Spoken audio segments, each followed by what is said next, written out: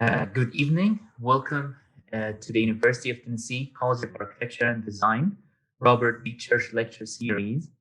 I'm super excited to present tonight's guest speaker, Professor Dan Wheeler and architect Dan Wheeler. Dan Wheeler is a founding principal of Wheeler Kearns Architects and is a professor of architecture at the University of Illinois at Chicago. He works and practices to educate not only colleagues, clients, and students, but also himself, and constantly about the never ending potential of architecture to evaluate everyday experiences and the great responsibility that comes with this very optimistic endeavor. Dan received his education from the Rhode Island School of Design, including 2 years study in Rome. Prior to establishing his own practice, he was an associate and study head at Skidmore, Owings and Merrill in Chicago. Dan is a recipient of NEH a Travel Fellowship, the CCAIA Young Architects Award, and the AIA Fellowship, and the Chicago Tribune's Chicagoan of the Year in Architecture. Most recently, he received the 2017 AIA Illinois Nathan Ricker Clifford Award for Architecture Education. Dan has served as an interim director for both Graham Foundation and the UIC School of Architecture. He has been a consultant architect educator for Rural Studio since 2002. He lectures regularly and frequently on the professional and academic settings. His prolific work and influences spans from projects for public institutions, nonprofit organizations, private commissions. He draws to see, to test, to explain, and build places of authenticity. I had the privilege to have Dan as a professor while I was getting a master's degree at UIC. And without further ado, allow me to introduce and welcome Dan. For attendees, if you have any question, please type them in the Q&A section anytime during the lecture, and we'll address them later at the end of the lecture. Dan, thank you so much for joining us tonight. It's great to have you. And Great. Thank you, Megan. While I get this up. And you'll just have to remind me, Megan, if you can see this full screen or not. it's full screen, but I can still see the bars from the Apple, the two bars at the bottom, the top. Huh. Okay, hold on. Let's see if we can work that out. This is the hardest project. This is the hardest part of the entire presentation. Yeah. Boy, let's see. Hold on. There Perfect. we go. Now it's full screen. Yeah. Okay, great. Well, Megan, thank you so much for inviting me to have a conversation this evening. As promised, this is not going to be your typical architectural presentation of a firm's work, but more of a personal perspective on what I think, what I believe it to be, what I believe architecture has to offer, both you as an individual, but then also as a society. I am currently 63 years old. I've got another 20 years of practice left within me. And as I've matured through time, maybe one would say that I haven't matured, but I have grown a deeper respect and understanding that influences do shape an architect and an architect's work.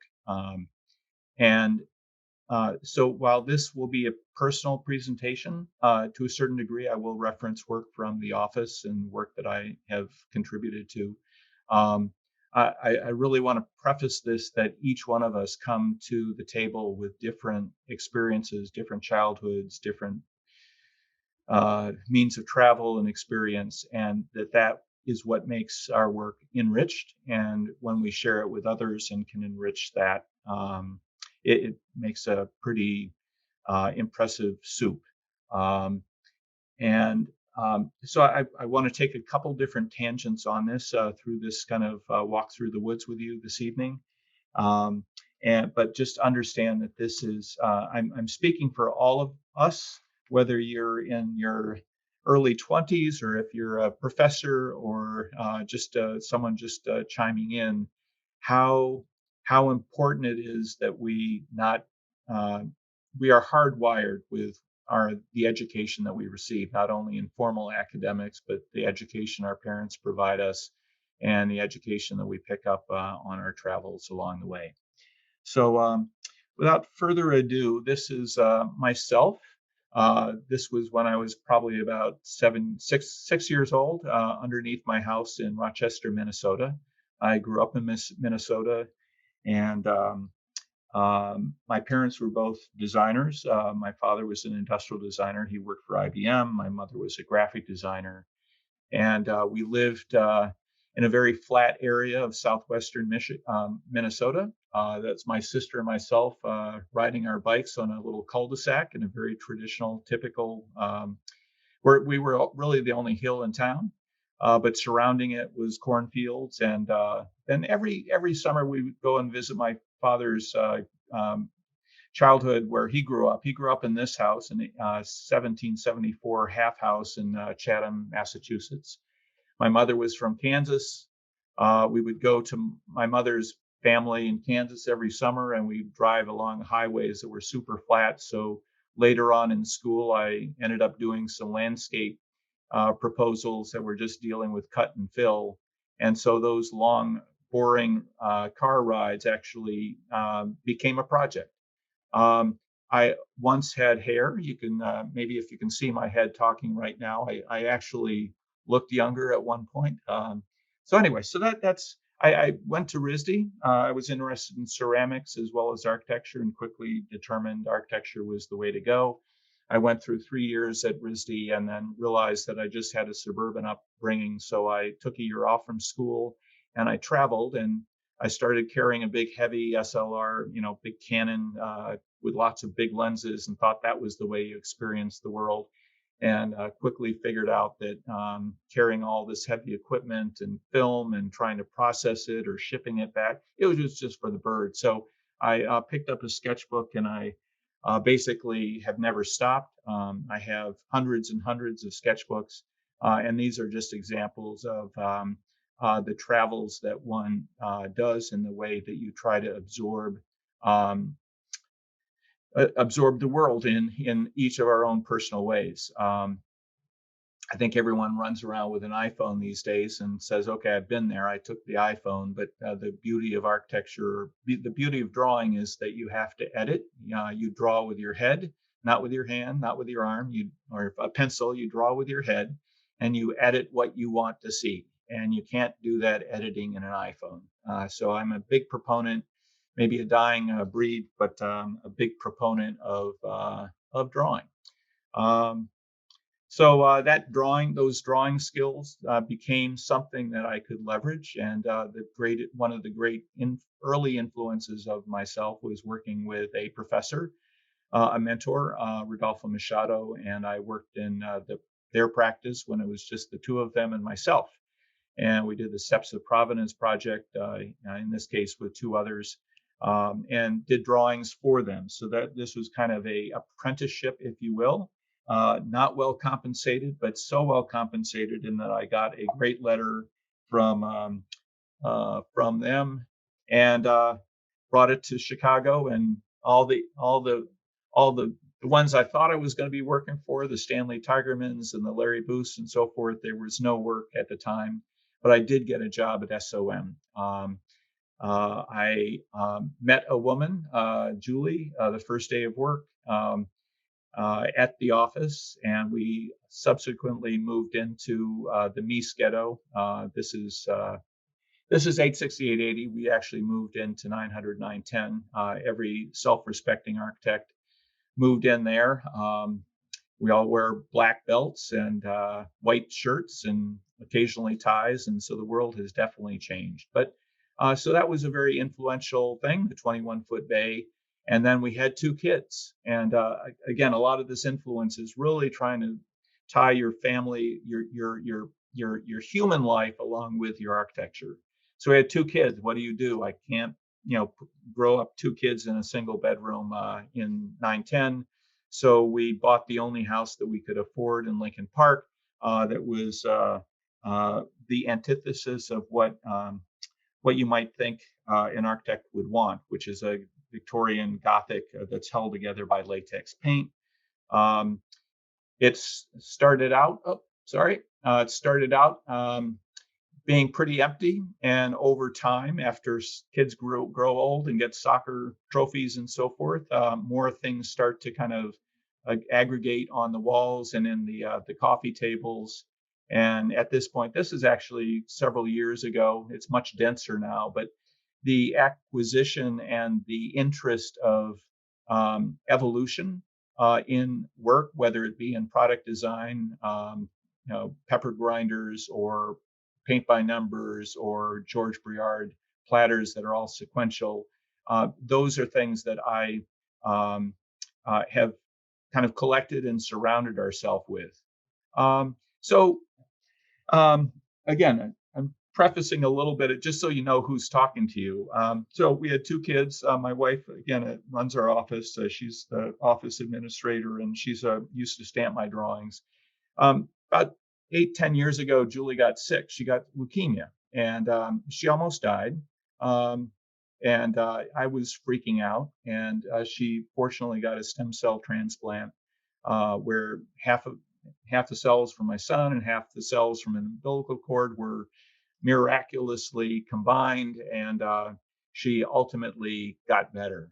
But through that period of time, that basically year of chemotherapy and being in little shitty hospital rooms, I had to have an outlet. So I basically drew our house on every wall surface of the room. So in essence, reminding her and reminding me and giving me something to do for hours at a time, kind of the life of what's going on that she's missing at that particular time. So I think that the influences that you're doing now are going to find weird ways of kind of shaping your life as you've moved along. So I have another family. This is Wheeler Kearns Architects. We are in the Fisher Building, which is a Daniel Burnham building downtown next to the L is right to the right, public library, and we have a practice of roughly 20 architects. And I have 5 other partners, which fortunately allows me to do what I do and teach and whatnot. This is a much too clean room, but this is kind of what it is. And if you're in town, we normally have even 4 or 5 people during the pandemic working here, but the coffee is always on. So drop by when you're in Chicago. Don't make yourself bashful. We're just on the 2nd floor, just one stairway to take up. There's Julie right there, and myself and Beth and everybody. Okay, so that family needs to be nourished with new stuff, new experiences. And so every year we take an office trip somewhere. So whether it's Mexico City or Toronto or Dallas or Tucson, and we try to develop a common language to say, oh yeah, did you remember that? And we all understand where those things are. And so I think this idea of influencing beyond just what you're doing in academia, but the travel that you do is really going to be instrumental in kind of forming the kinds of things you do. And during those travels, you do drawings, and these are, again, more notational, more kind of diary-like stuff, not specifically all perfect drawings. These are drawings done in Bangladesh, in Dhaka. Okay. So all this stuff is kind of going on behind. I'll get to the practice in a little bit, but I really want to start more about, and I first off, I must mention that I understand that many of you are, crunching for midterms and so forth. And so this is going to be more, hopefully, kind of just topics in architecture and not necessarily looking at a particular firm. We try to do good work, but more or less, I want to kind of emphasize several things. One is this guy, Arne Jacobsen, a Danish designer who could design anything. And late in life, he was probably in his 80s, and he was asked to speak to a group of architects and students. And someone raised their hand and said, well, Mr. Jacobsen, what's the secret to design? And he said, oh, that's easy. And it's just one word. And everyone's like freaking out, these 50-year-old architects, and they're saying, oh, it's hard. It's hard. And he said, no, it's only one thing. And that word is proportion. And so this is an example of a building where he is finding the appropriate proportion for what is orthogonal and what is curved, what is has texture, one is flat, the proportion of one window to another. And so those are things that we can understand. We understand that proportion is all can be physical. But Yakusun was also talking about a chair that he might have designed. He designed these chairs, and there was different proportions of materiality, whether there's lack of color or color, whether there's reflectivity of the legs, whether there's naturalness to it, whether there's a proportion or a variation with the profile. So there's different proportions in beyond just scale. Obviously, we could back up and say that proportion is the thing that okay, we understand what a chair is because it has a particular scale tied to a human being. At a certain point, if you blow that up, it becomes ridiculous. Or if you shrink it down, it might be good for your granddaughter, but not for pretty much anything else. And that idea that architecture works within this kind of realm of proportion of usability versus becoming caricatures, such as Claes Oldenburg's purposeful kind of blowing up of that proportional scale. So, but that wasn't all that Arne Jacobsen was talking about. We know that there's proportions of the classical elements, and so the proportion of a column also came with a proportional kind of sidekick that or sidecar that said, okay, well, the gap in between these columns are also a particular height. And then, but let's look at this thing. This thing could be judged on the proportion of that glass in a cafe outside of Paris. And that cafe glass is, there's probably 1,000 years of research and development and evolution that has made that glass. And yes, I can blow this up and I can become a big vase or a trash can or what have you, or I could shrink it down. And Maggie would probably agree that if you're drinking tea in outside of Cairo, you might find a little bit of sugar and tea in a small little mini one of this. But really what I want to do is I want to say, well, there's another proportion of a voice in this that is not made the architect or the designer, the product designer. There's actually the voice of the dishwasher. And I worked my way through school washing dishes downtown in Providence. And if the speed of operating in a restaurant and so forth, you want to be able to pull things up and down quickly. But also, if that comes out of the dishwasher and it's still wet, you want it to off gas or you want it to be able to evaporate. And so this fluting is both purposeful for being able to pull things apart, but it also breathes and it also gives you something to hold on to. And so all of that stuff. So there's voices that go on beyond, just proportion to kind of make stuff. A cook is going to proportion different ingredients, and architects are proportioning concrete and steel and wood and brick. And yeah, those are our materials. And so, yeah, that's, I can proportion those and I can, make 80% brick and, 4% teak. So that is making a type of dish. And you can make a dish with a lot of onions, or you can make it all about super, chicken soup. And so you could have something that packs a punch, or it's really comfort food. But what I think happens more regularly than not is that, and as we become very conscious of the work that we do, is that not only are we working with proportioning materials, we're also proportioning histories. And we're weaving these ingredients, just like, the lime or the onion and so forth. We are proportioning how much Scarpa or Alto or Asana or Aerocerenin might make its way into a project. And even though we've got a functional plan over here on the wall, which is the first meeting of a typical Wheeler Kearns, project, we'll also have these other reference points that we don't know how they're going to fit, but we think they might have a way. And then ultimately, as they move along, they're going to find their way into the ultimate finished product. And that kind of weaving of history, along with weaving of material and weaving of the history of detailing, is the thing that makes architecture what it promises to be. Another thing that I've come to realize, and maybe I don't know if Magid shared you the reflecting on practice thing in our observations in our website, but I have determined or come to the term understanding that architecture is really a lot about doctoring, and a doctor is optimistic he's going to make the patient better, but he's fearful that, or he or she is going to, make it sick. And so this is a critical practice. And in essence, our office is really an operating room where we are taking different experts within amongst ourselves, but then also we're getting builders and different, MEP engineers and ecologists and so forth. And we're trying to do the best we can to analyze what's going to make this place. We can make the client happy, but what's going to make the bigger, broader society happy.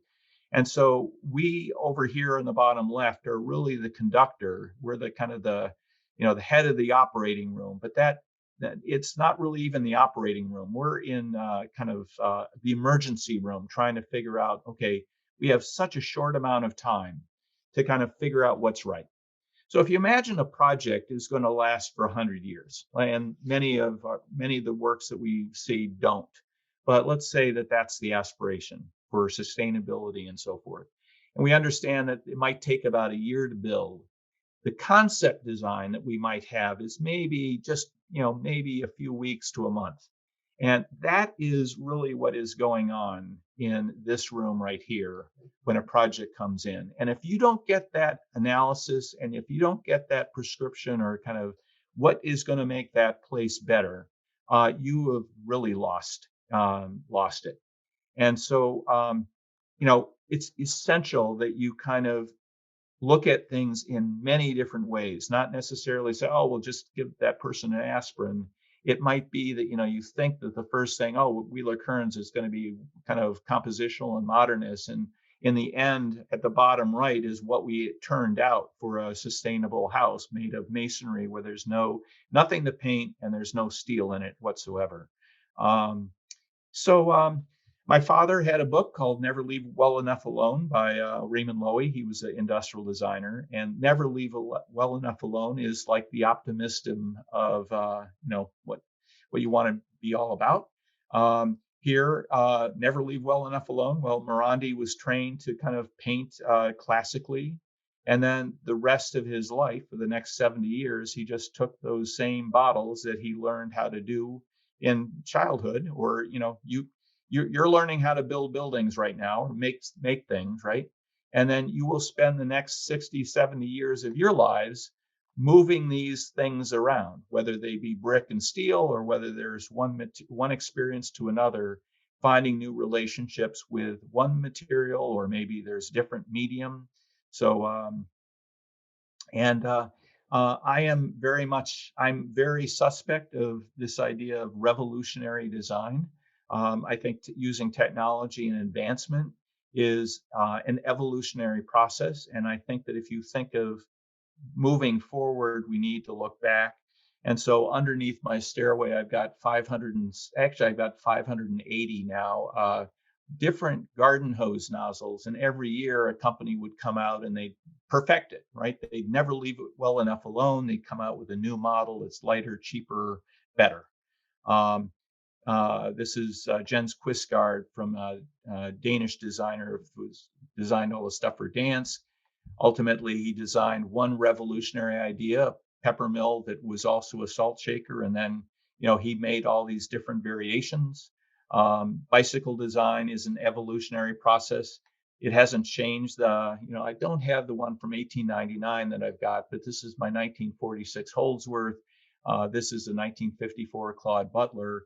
And they all look the same, but this bike is far more advanced than that in 50 years, even though the basic geometry. So the basic geometry of what a house or housing might be hasn't really changed, but the means and methods defined there's a tremendous bandwidth to explore. That exploration is shown in the Mises work. working in the Preparatory apartments, 860, 880, 900, 910, and then ultimately in the Seagram's building. All of these three are based on a 21-foot bay, which gets 2 bedrooms, but more importantly, you can get 2 cars underneath. And again, there's very modest amounts, perceptibly modest amounts of advancement or evolution. But Mies, every time he built a building, he made it better. He made it stronger, better, cheaper, whatever. And that's, again, part of our job as architects is not repeating what we just did, but advancing it. Okay, so there's another subject to come to mind, which is, like, what do you do in practice? How do you make a decision of what's right and what's wrong? And you'll find that there's a very gray world out there. There are, you can be on one side of the fence or another, but it's oftentimes you're blurring or blending these things for your different priorities. And so whether it's architectural style from something traditional to something modernist, an empty space versus something cluttered. By the way, when Julie and I were in 900, 910, we had basically 2 corp couches, a Japanese mat, and a ficus tree. We had nothing in our lives. And look at where we are now. So in our work, we are operating on 2 sides of the world. We do very high-end and pretty investigative and kind of not necessarily exotic work, but we're working for the highest, most well-heeled people, oftentimes in a city or in the country. And then we're also working for the people that we know really need the work. And again, this oscillation takes place not only because I teach, but I also teach in a public institution where people don't have a lot of means, and then being able to go down to the rural studio. You really see the dichotomy when you're doing this one day and then you go in and you are meeting with a homeless person. So in essence, I think many firms are operating in this idea of being a Robin Hood, where we find a way to make enough money so we then can contribute to the other side. So the next few slides are going to be just showing that dichotomy of working like this, but then understanding that, this is what I live in. That's what Mies lived in. He never lived in that buildings he designed. And so it's okay to kind of not necessarily to be able to work on both sides. These are examples of the diversity of some of the earlier work that we did in housing. This is a variety or a mix of different projects that we do, from public work to restorations of a Sullivan building to public schools and whatnot. And I could spend all day showing you very, very nice, photographs, architecturally, beautiful, of, different things. So I could do that, but I don't want to. I want to show you that while we're doing this type of work, we're also doing a high school for Hispanic students in an old lumber yard. We're at this then, okay, so that's a inexpensive school. Then we're doing a more expensive school for a Jewish day school up on the north side. This is what's known as the Pritzker House. It's 1875. Well, we call it 1875. It's on the north side of Chicago. And this was really my graduate school for learning that, yes, you can build anything. And then it's really like, how can you ethically stand behind it, which I certainly can in this project. But meanwhile, where we're doing this for one end of the spectrum, we're also developing projects for young youth. These are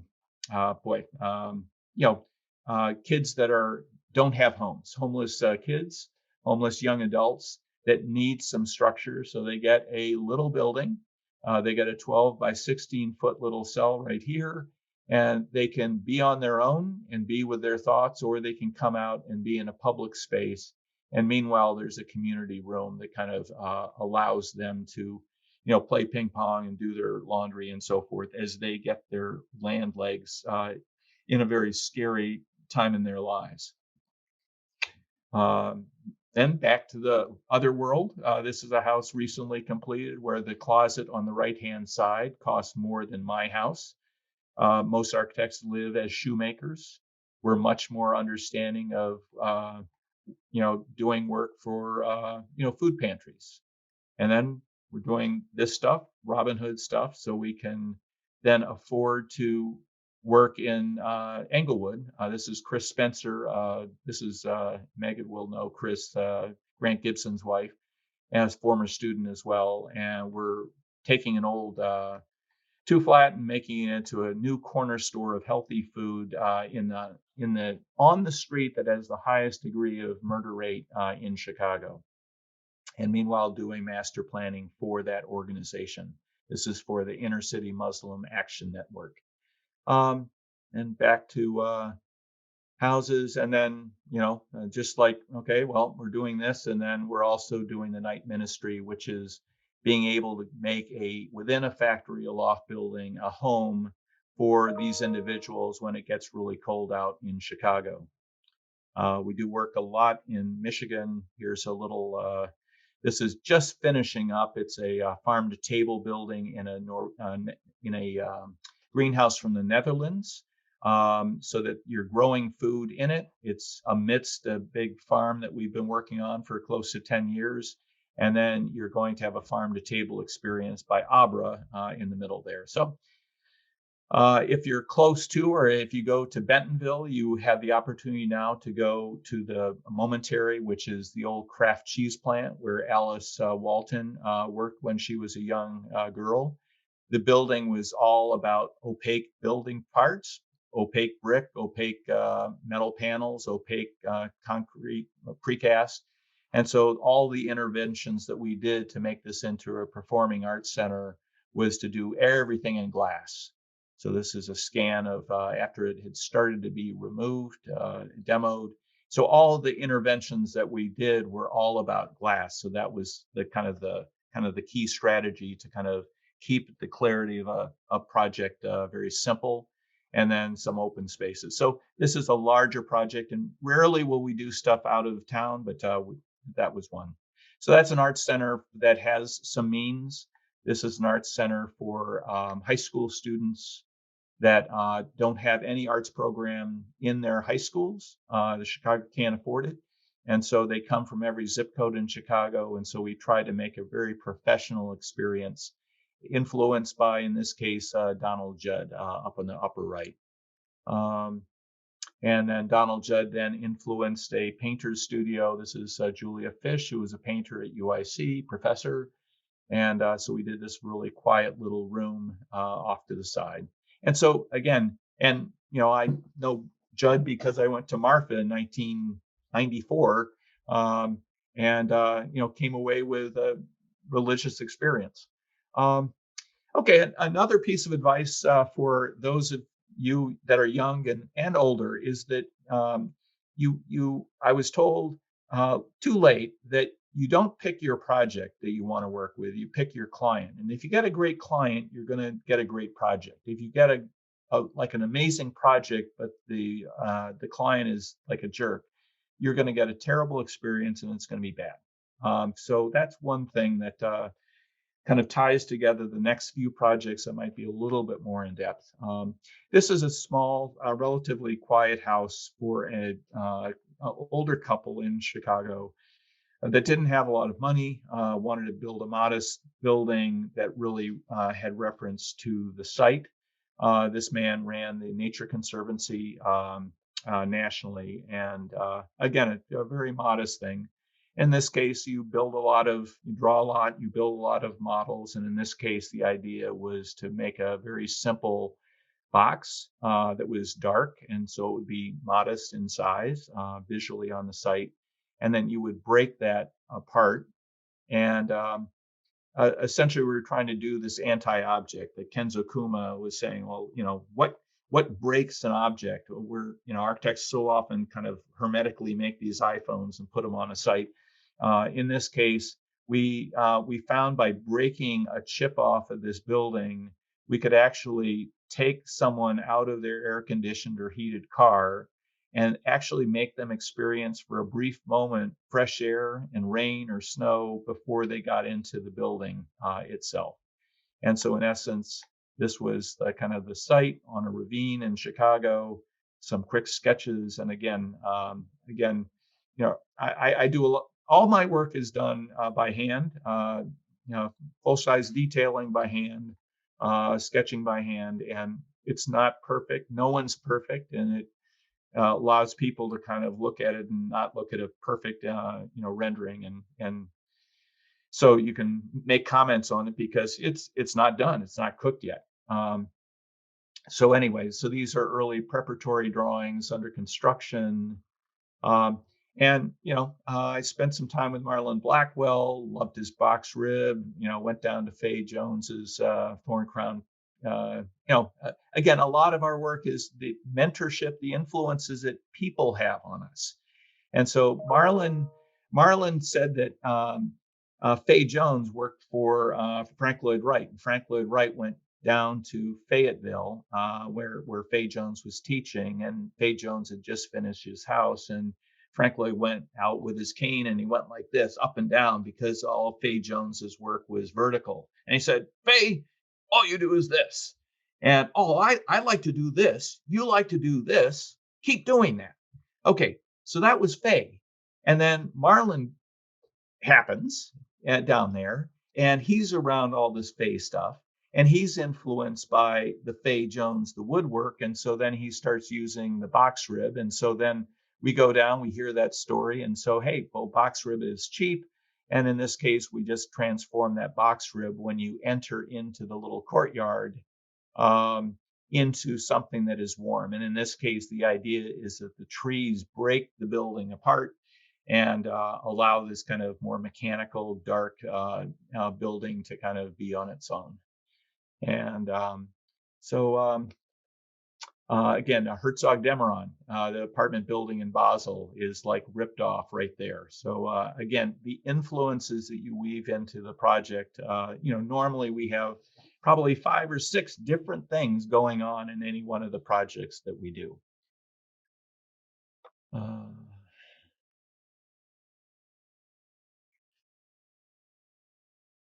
And this is pretty modest stuff. There's no heroics here. This is one of my favorite rooms in the house. Basically just fluorescent strip lights. Beth is a cyclist as I am, so I had to get the bikes in there. This is her painting studio. There was a brick house on the site that had burned down, so we kept the brick and made a gabion. And then Bruce goes out and taps the maple trees, and then he makes maple syrup on the firebox right there. And so that's Bruce and Beth's house.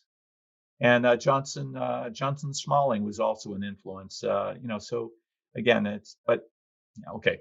So for those of you, I understand that some of you might be interested in the landscape or in the landscape department.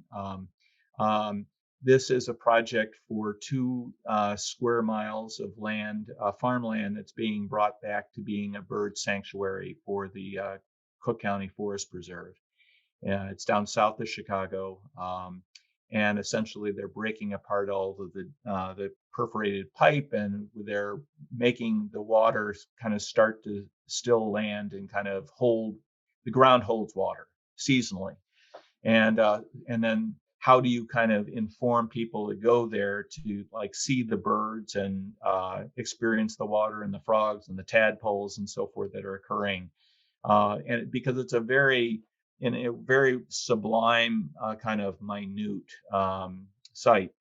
And so if you remember one of the first photographs on the slides, it was all about this flat land of Minnesota. So I am this is like where I cut my teeth. And if you ask me, like what the fundamental way of going and experience a place is, while I love traveling with my wife and with others, my favorite is just to go by my own self and go and have tea in a coffee shop or go walk down the street, and I can stop and sketch because I'm alone.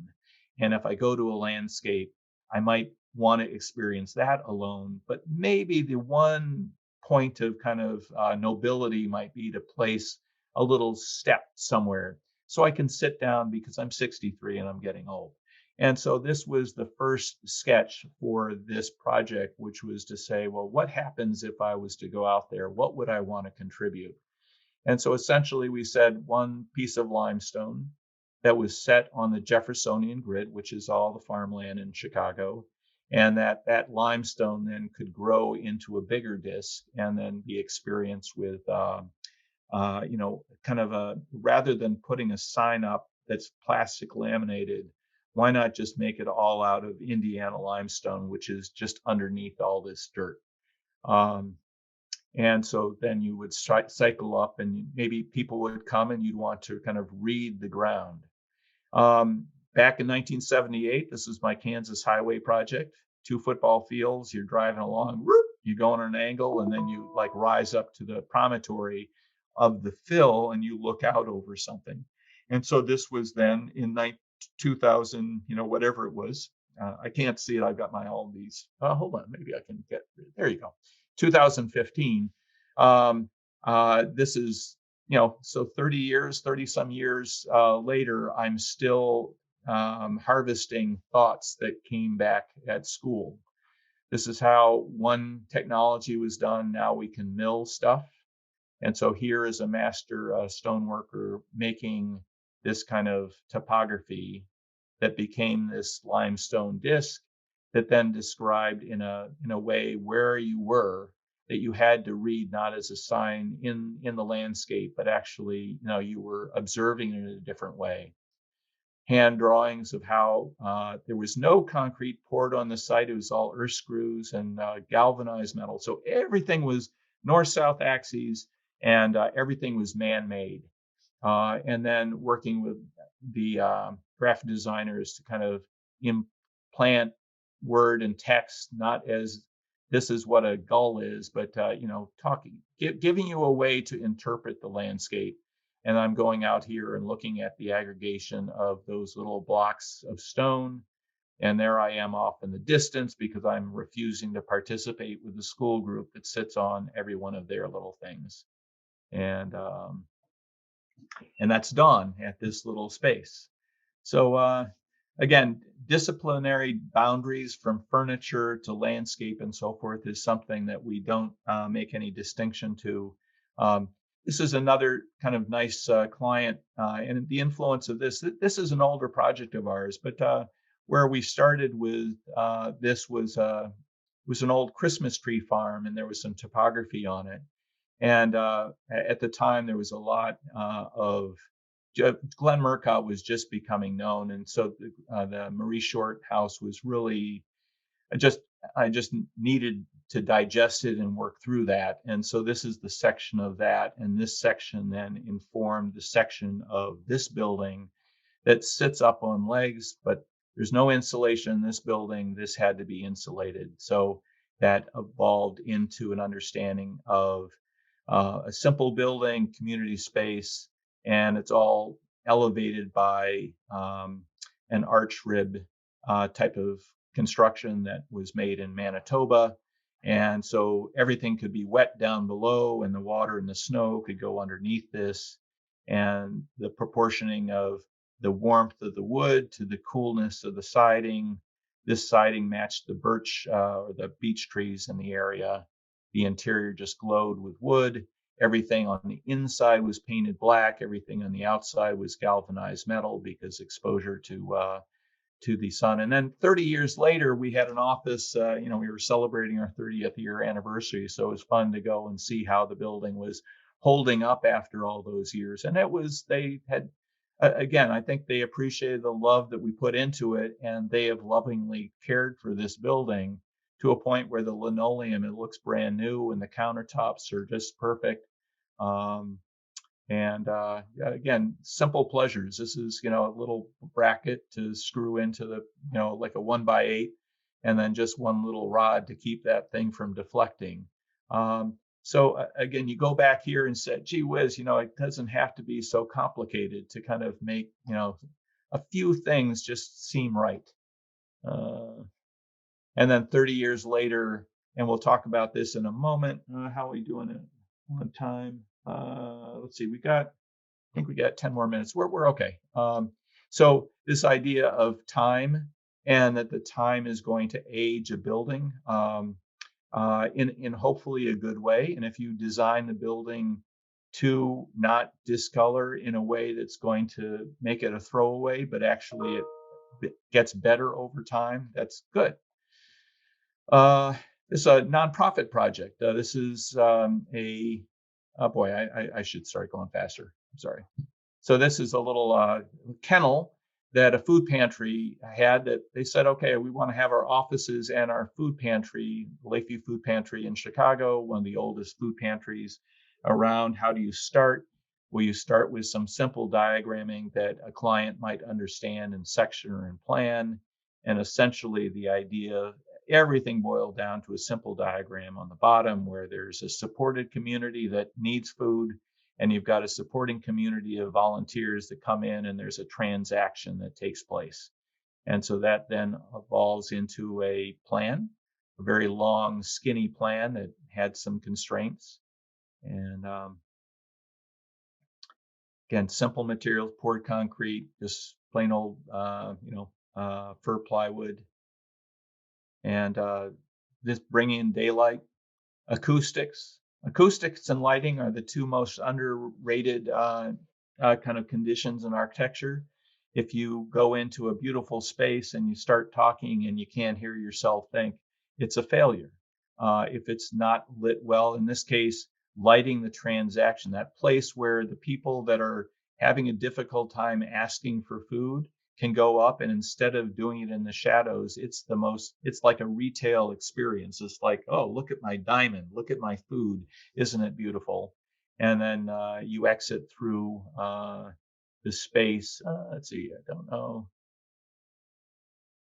Well, yeah. Okay. Let's here's the last kind of last project to talk about before we talk about time. This is Taliesin East, Spring Green, Wisconsin. This is where Wright would spend his summers, and then he'd go down to Scottsdale. And right across from Taliesin, there's a piece of land that a civil engineer that used to work for Fay Jones and then Thornton Tomasetti bought to raise red Devon beef and grass-fed beef. And here's his beef. And Linda and Daniel Marquardt live up here. And here's a barn. We did some barn additions and so forth. But anyway, they said, well, can we need a new house. And so how does the influence of Spring Green and the influence of past projects kind of equate? And so here we have, obviously, we don't want to kind of replicate Spring Green or Taliesin. That would be disastrous. We understand the Pew House by Wright years ago, horizontal, and so that started to influence the massing of this building. We failed in that we didn't do the kind of the eyebrows as a gesture to that, but that's the only thing. And again, this is the type of project. This is the way I draw, not the way Magid draws and the way you draw, but I was trained to draw by hand. And so this was all 11 by 17 scanned and then sent up to the contractor and his son that were working out of a pickup truck, and they built all this. And all we were working off of was 1/8-inch plans, and this was it. And the same company that did the wood glue lamps for the Bowen Kemp house came back and did this house. Went up really quickly, very simply, and this screen porch that pops out, we've been looking, but we were transforming. We were evolving certain things in these views.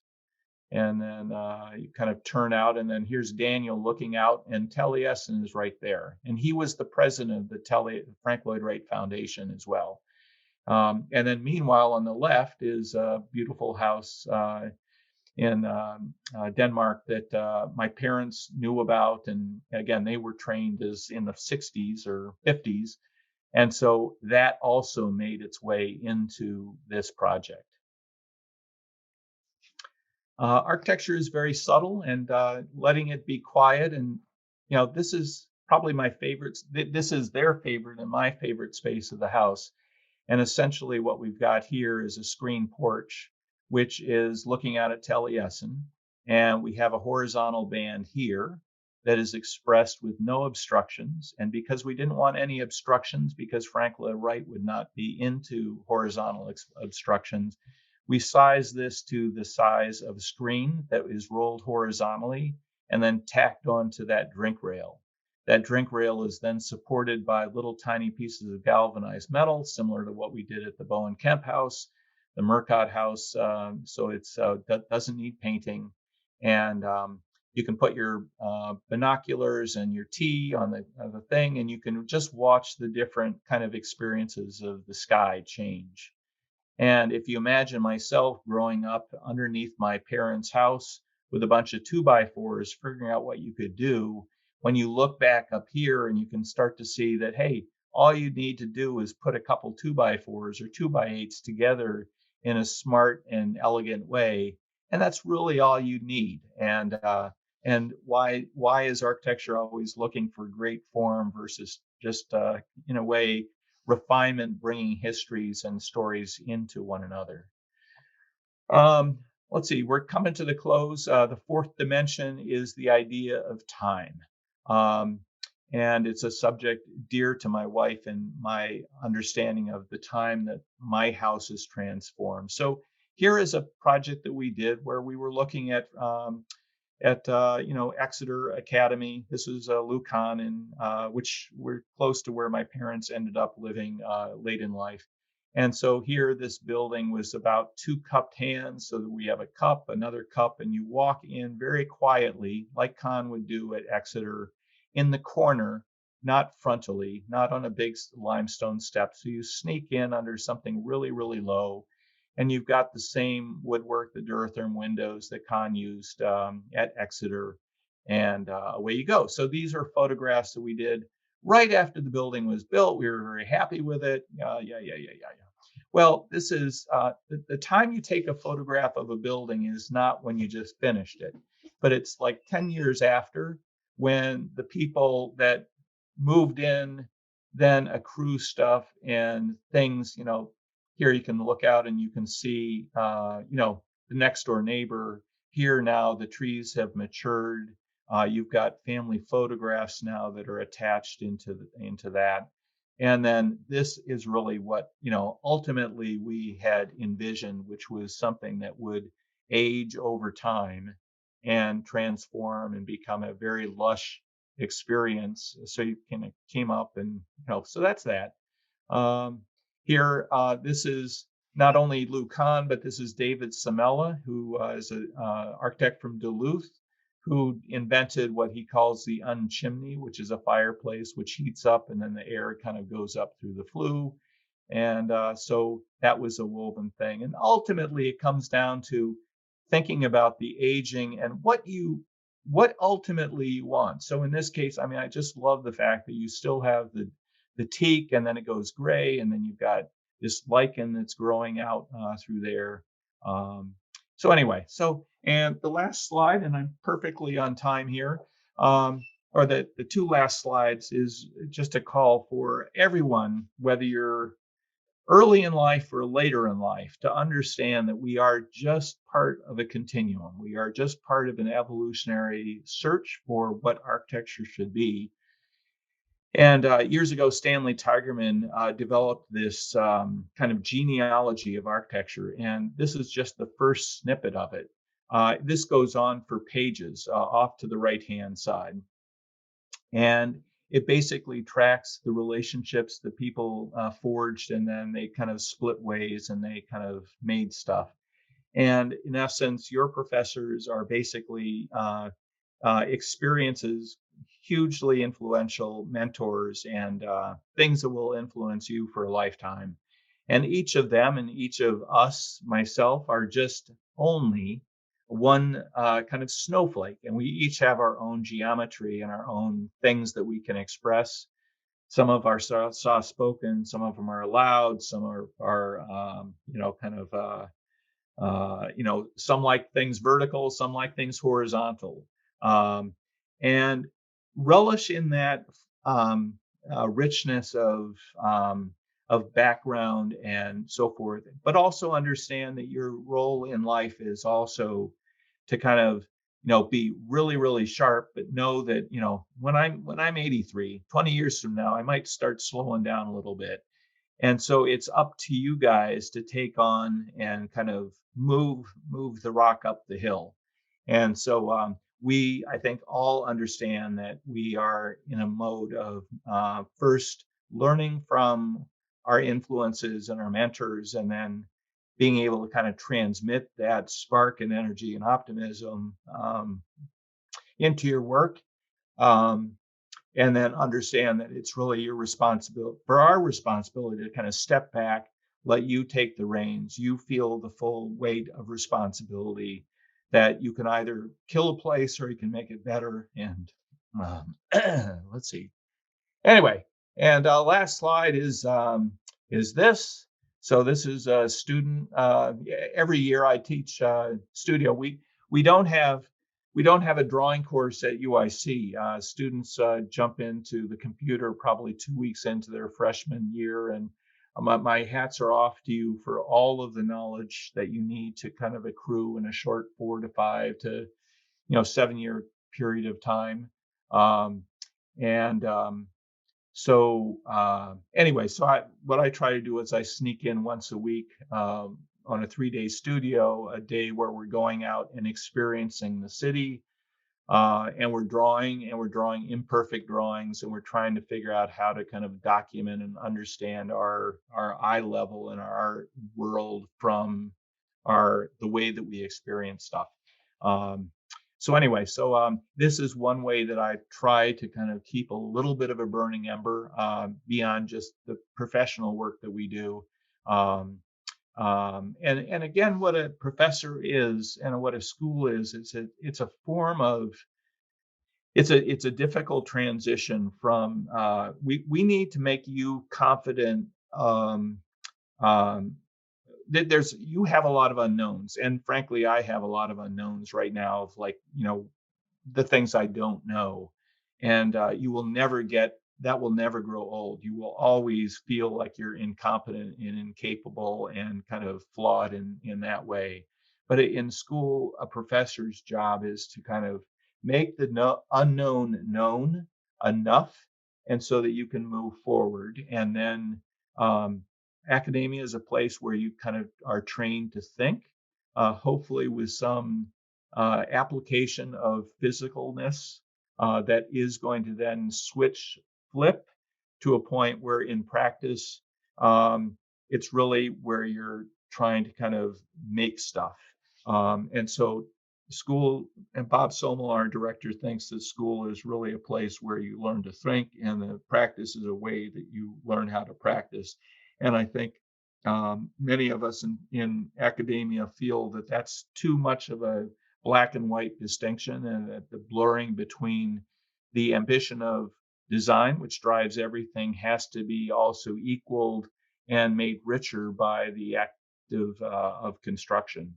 Um, I thank you for your patience sitting through all of this. I'm happy to take any questions. I am a full proponent of putting yourself in uncomfortable situations, and so I tell most of my students to go out and travel, go to a place they've never been. When I took the year off from school, I spent a majority of the time in Italy, and I had never spoken, I'd never taken an Italian class, and I didn't know how to get around. And I was frightened. But I was sensitized, and I soaked it all up. And if you walk into a situation and you think you know it all, you are not going, the sensations are not going to kind of be absorbed into your body. You're just going to kind of lose it. So fight expediency, try to improve the world, and relish in what makes you unique, and try to kind of be articulate with your collaborators about what you think can be done, and listen to them, and you'll make a much richer soup than if you are just operating by yourself. So anyway, I'll shut up there.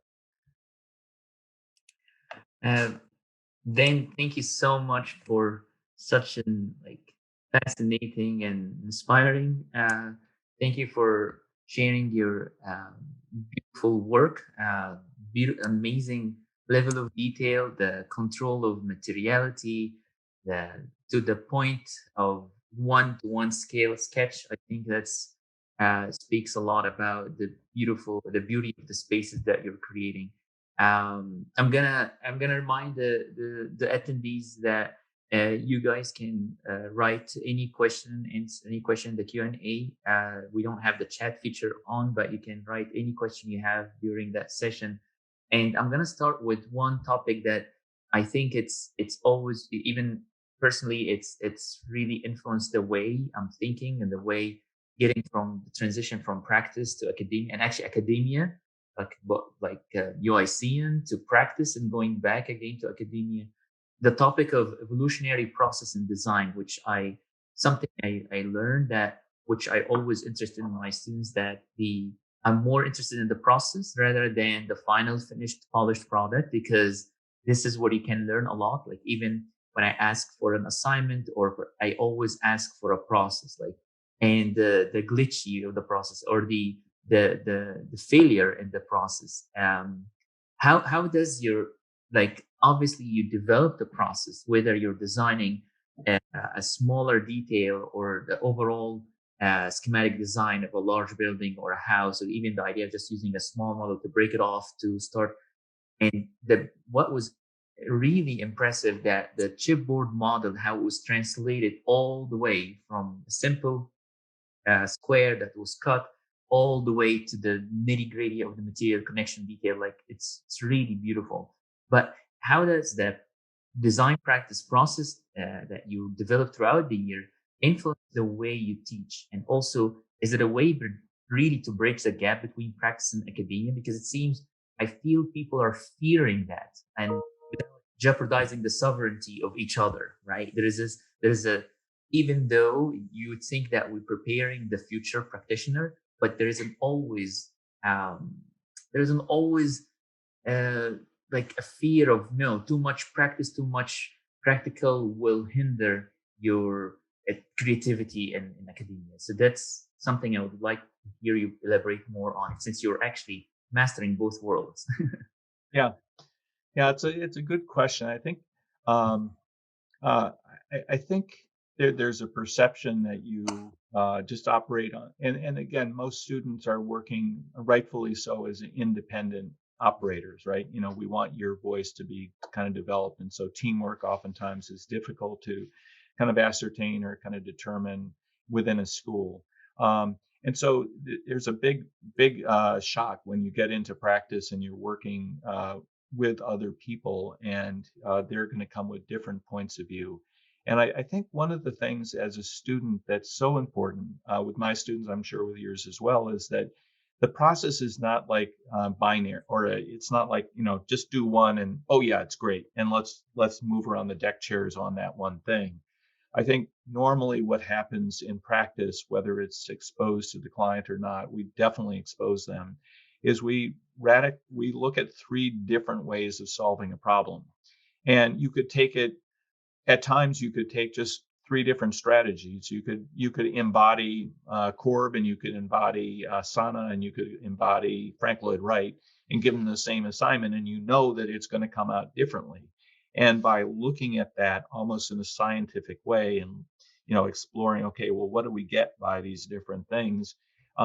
You will find that your preconceptions are challenged, or your confidence in what you thought was right is going to be kind of shaken by saying, "Oh my God, I can do it this way too. Oh well, what's better? What's black and white and so forth." And I think the kind of the gray zone between different histories and authors and so forth, and ways of putting together materials, are the things that are exciting. We just don't want to see the same thing over and over again.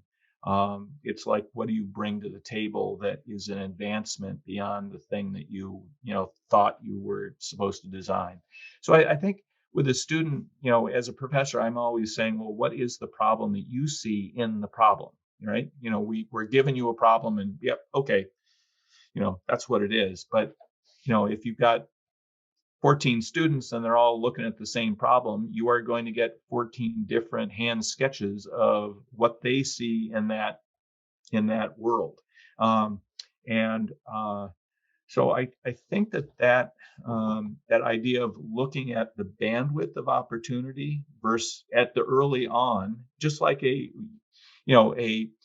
patient comes into the emergency room and the knee jerk is, oh well, he's having a heart attack. Well, it might not be, right? It might be and so you really have to be empathetic, and empathy is really a huge aspect of what an architect is. It's like you have to be empathetic to what the client wants or the professor wants, but then also you have to say, okay, well, that's just what the professor wants, but what does the school want, or what does notwithstanding, like, I'm putting this into an impoverished area in Alabama. Am I going to bring, a marble down there? Hell no. All right. So what is the appropriate kind of procedure that you need to do to both elevate the experience maybe for the client, but then also make it well loved by the community to a point where they're not going to say, well, God damn, when are we going to tear this thing down? Because it's destroying our landscape. One of the best pieces of writing that has ever been written, in my opinion, is W.G. Clark's essay called Replacement.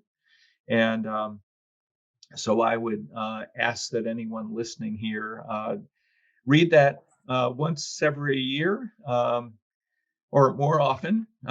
It's like living in Rome. You have to go to the Pantheon like twice a day, just to kind of get yourself centered. And getting yourself centered with a 5-minute read of that essay is really helpful. And it basically is talking about empathy and how far architecture should go. It's not about new form. It's not, new form is a byproduct of another search that I think that you're describing. Yeah, great. Thank you so much. We have a question by Georg Mayoroga. He says, if you were given the opportunity to work in any part of the world, where would that be? Boy, I'm happy as a clam wherever I am working. I'm where our office. It really comes down to responsibility, and empathy. And I think it for us, for myself, I wouldn't feel comfortable dropping our architecture. It's not like we're developing an iPhone and we can drop it anywhere.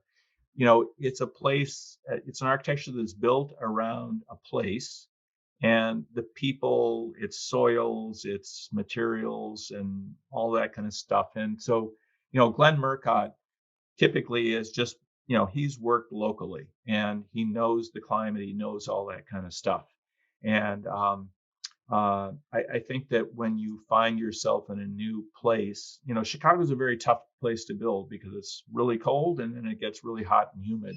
And so it's a good place to learn about vapor barriers and all those kinds of things. It also we're fortunate because we're in a city, we can build anything because we have every different trade available. If you're operating in Nashville or whatever, or maybe a more remote area in Tennessee, again, there's going to be a different place and an empathy for that. And I think good architects, if they have the time and patience, will can do that. So, really, we'd like to operate within 2 hours of Chicago, so we can go and kick the tires every week or two during construction. The momentary in Arkansas was quite different. We have 3 grads from Arkansas, and we have relationships with some faculty members there. So we had a responsibility to do a good job. I wouldn't necessarily feel the same responsibility if we said, okay, drop something in Seoul, Korea. Just because, again, we might have an observation, a different take on it, but we need time. A Japanese architect oftentimes sets up a tent on a site and lives in that tent for a day or two. And they go through the entire day cycle, the night cycle, and they learn stuff. Where is the that sodium halide light from the street corner? Oh my God, I didn't know that it's going to light up this corner of the site, or that there's a sound from this train that comes by at a particular time, and you don't know that just by dropping in from Google Earth. So I think again, the world is there's fewer authentic experiences that we experience just because everything is canned. And Lord knows the last year with Zoom, it's like, shoot us in the head for, not feeling like I can go and hug you, right? But and smell what you're cooking in your house and so forth. So I like cycling because you can actually hear the city and you can smell it and you can control your speed and all that kind of stuff. So anyway, I'm blabbing. More questions. More questions. So the next one is by our school director, Professor Jason Young. He's first saying, Dan, thanks for the lecture and sharing your personal journey in architecture and design. Can you talk about how seeing a work you may have studied as images and drawings before being able to visit has changed your understanding of the work and how it's ultimately changes the way you're designing? And the second part is that, and are the projects are more impactful for you as the drawings and the images even after you travel to see them? Yeah, boy, there's nothing more impactful than experiencing a place. You can look at stuff. So many of our clients are, you're working with Pinterest and images and so forth, but there's nothing that will, we went with Peter McKeith for 2 weeks to Finland and Sweden, and going into Saarinen's or the Aalto's experimental house, and then going down into the sauna. The smell of the wood and so forth. Those are things that you can't capture any other way. And so I thought I knew. Actually, a good one is Los's the Mueller House, and we went there one year with the AIA, and the Mueller House is all photographed. Everything we saw was just kind of a stucco house with, black and white, some windows and stuff. And you go there and the windows are bright canary yellow, and you go into every room and every room is different because they were using color theory of what the color emotionally would change. So there is nothing, let's see, Sarah Dunn said that the best architecture program education would be 9 years. And the first 7 years, you just go and experience buildings. You just travel. You just go and you kind of like, show me some good stuff. Go to the Schindler House and feel the lightness of that wood ceiling and all the little quirky stuff. And then you got the heavy concrete over there, and you realize, oh well, that thing lifted up, and you have someone tell you the story. That's much more meaningful than being in a classroom, kind of looking at the Ford, some beautiful Ford axonometrics saying, yeah, this is how it all goes together. Well, you got to be there. Architect, everybody went on grand tours, right? And Lou Kahn went to the American Academy and did all of his amazing drawings from there. And in terms, I'm not answering all these questions, but the question about, do I rather live in a drawing or a physical thing? Obviously, the physical thing is really, that is ultimately the gift that you give. The drawings themselves are a way to kind of anticipate. I teach a class called Drawing to See. And for me, I have to draw it to see it. I can't just like look at an image and, I have to dissect it, and I have to break it down by literally looking, not kind of imagining what it looks like, but literally looking at it. And I think that the greatest thrill I get, two things. The greatest thrill I get when I'm doing drawings is actually having the confidence of imagining, okay, this is actually how someone's going to build it. And they're going to put a screw here. And this piece of wood is this big. And making those kind of things, it's almost like building your sheet music for someone to play it. And you're playing it in advance. You don't get a chance to practice it over and over and over again. So there's a fear that you're going to get it wrong. So you're erasing, and you're doing lots of iterations and so forth. But that's pretty clear, or that's pretty important. And I would say that in our office, everybody is on Revit, and I have to say, the computer has given such a gift to your generation in terms of visualization, and we use Enscape, almost exclusively for developing films and seeing things in cinematic form versus stills.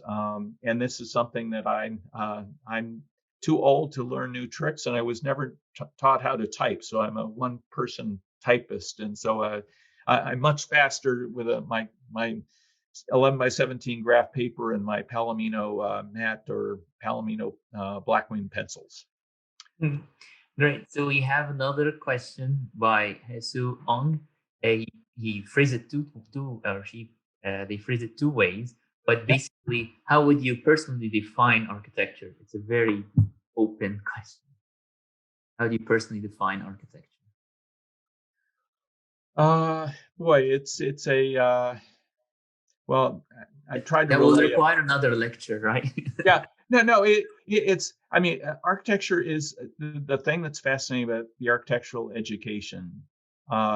First off, you have to understand it has to be optimistic. You can't be a cynic when you're, there's a lot of cynicism that can accrue, but you have to be optimistic that you're going to deliver something that is going to be of benefit to someone else, and it can be in very, very modest means. And frankly, my favorite projects are the ones that are done with no budget, because it shows the skill of a designer to kind of solve a problem in a way that everyone can kind of grasp it, versus just like the intelligentsia. Um, but I think the other thing that I think is fascinating about the architectural education is it is its scaleless, that it is going from the scale of a city or a region to, and whether it be in a building. I mean, Arnie Oxison, I mean, this guy, he designed universities, he designed landscapes, he designed light fixtures, cutlery, wallpaper. He could draw like an angel. He did housing. He did absolutely everything. And so that ability for your mind to kind of transcend disciplinary boundaries between landscape and furniture and so forth. Don't forget about any of that. Forget you're like an architect or a landscape architect. Think of yourself as just someone that has good energy and good curiosity, and that you can think on the big, and then you can come down to the little gnat's ass, and you've got a piece of bronze, and am I going to put a panhead screw, or I'm going to countersink it? Is that screw going to be bronze, or is it going to be black and steel? Is it square drive? Is it hex? Is it flat? Those are decisions that are out at your fingertips. And another thing is that if you imagine, I mean, this whole thing about sustainability, and we're signed up for the 2030 commitment and so forth, and certainly energy codes and energy use is all important. But really, the key thing for me is that you have to build buildings that you love. And if you don't love them, and if the community doesn't love them, they're not going to be maintained, and they're going to be swiped away.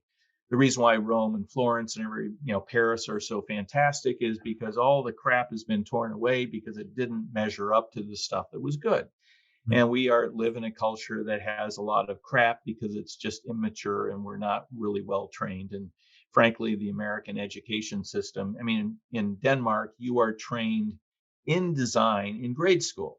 And so, you're exposed to stuff, and the history of lighting and the history of furniture, and here in the art culture, you're not, I'm sorry, you're not trained in any of that. So,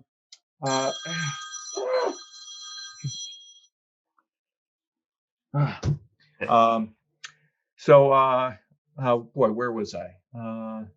In Denmark, you're trained to design you're immersed in all these references. Okay. So where I was going with all this is that you are the head of the emergency room, the architect, and you are figuring out the proportion of the voice of the structural engineer or the mechanical engineer or the acoustician or the lighting, and you know when to have them bring in and do a solo performance, or how much proportion of all of those voices, how much history is in this project versus newness. And then it's your responsibility to keep the eyes of everybody focused on the end result. And if you say, "Oh, well, just close them up," someone's going to make a mistake. But if you are always attentive to that thing and trying to do the best possible work, because what we're doing is we are not only taking the energy of people and parents that have two kids that they're supporting and they're in, high school or whatever, and there's things going on, but ultimately they're investing their hours of their lives to this particular pinpoint on the earth. And likewise, you've got a truck from Alabama that's coming up with a bunch of drywall screws. And you've got somebody else bringing in some, TJIs from somewhere else, and they're buying coffee and at McDonald's, and so they're supporting a community to get these TJs and these drywall screws to this one place in the world. And if you don't, you have the opportunity of really making magic happen by controlling everything that comes in, and more particularly what things stay out, what kind of garbage stays out. So you are editing, you are making your soup right there. And if you take your eye off the ball, if you say, "Hey, I really don't care about that," everyone else is going to say, "I don't care about it. Dan doesn't care about it." And then stuff is going to slip, and you're going to lose that opportunity. Again, it's your job to kind of be the ringleader, the aspirational kind of conductor of the works, but let everyone shine in what they can do, because Lord knows architects are just generalists. We're not a specialist. We're not, we have to be generalists. Yeah. Okay. Next question. We're getting close to our end time, so we have one last question maybe we can take before our hard cut at 8 p.m. So it's from an anonymous attendee. Say, your work is so beautiful. Do you ever lose motivation practicing architecture? Do I ever lose motivation? Motivation, yeah. No. Do you ever get to the moments where you feel you're losing motivation? I don't think so, but yeah. I think it comes down to ultimately you want to work with good people. And I would say that the only times where I've kind of felt deflated is where we've gotten to a condition where we found that a client that we had every ambition with had the right openness for being educated and so forth, ended up being not so nice. And it has happened in a very rare occurrence, but it will happen. And at those times, you just have to muscle through and get to the ones where get that work done. Remember that an architect, every architect in the country, in the world, should be able to do a permit set and do the technical aspirational things and so forth. So that is not why they're going to hire you. Why they want to work with you. It's your kind of temperament, your vibe, your interests that you can express. And then ultimately, it's the story that you help to weave together for them. Ultimately, in our minds, our work is quite, we're chameleons. We can work in many different styles and idioms and so forth. Ultimately, we want to kind of find a different take, a different position, a different story than one might have found if we weren't there. But ultimately, it's the story that the client will talk about, or the community that says, "Okay, this is why we did it," and we're there as a technical support. But ultimately, they hire you because of your voice and your story making skills, not your technical abilities, because your technical abilities are going to grow and get better over time. And the older folks are here, and your professors are here as lifeguards as you're learning how to swim in the deep end. Excellent. Dane, thank you so much for such enlightening night, and thank you for sharing with us such a beautiful body of work. And thank you for taking the time to be with us tonight. And I'm glad to see you even virtually, and hope Yep. to see again in person sometime in the near Yep. future in Chicago. Yeah. No, well, thanks for the opportunity. Thank you for your patience. I know midterms are upon us. So, and Maggie, Jeffrey, and Jenny and Amanda, thanks for setting it up. Thank you. Have a great night. Okay. Yeah. Good night. Bye-bye. Bye.